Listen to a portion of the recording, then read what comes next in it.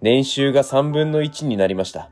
僕は来月の舞台で50人動員を目指している脱サラ俳優の宮村大輔です。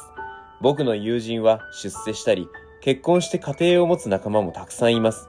もちろん僕もそういう幸せを手に入れたい。でも、会社を辞めてから年収は3分の1。休みの日はレッスンなどの自己投資。時間もお金もない中、一家を支えることは今の自分にはできない。だけど、後悔しているか？サラリーマンに戻りたいか？それは違う。子供の頃、舞台や映画を見て生きることが楽しくなった。心が豊かになった。